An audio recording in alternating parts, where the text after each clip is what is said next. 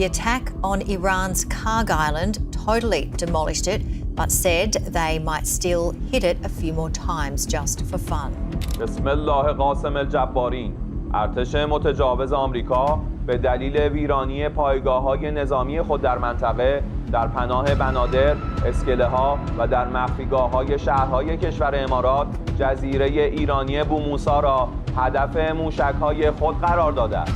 به سران کشور امارات اعلام می‌داریم جمهوری اسلامی ایران حق مشروع خود می‌داند در دفاع از حاکمیت ملی و سرزمین خود مبدأ شلیک موشک‌های دشمن آمریکایی را در بنادر کشتیرانی، اسکله‌ها و مخفیگاه نظامیان آمریکا در پناه برخی از شهرهای امارات را مورد اصابت و هدف قرار دهد. از مردم مسلمان کشور امارات و مراکز جمعیتی می‌خواهیم نسبت به تخلیه بنادر، اسکله‌ها و مخفیگاه آمریکایی‌ها در شهرهای امارات اقدام نمایند تا آسیبی به آنها نرسد.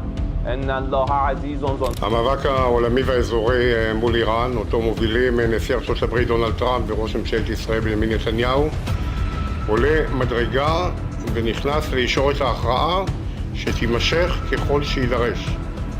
אני מברך את הנשיא טראמפ על המכה הקשה שהנחית הלילה צבא ארצות הברית על אי הנפט האיראני.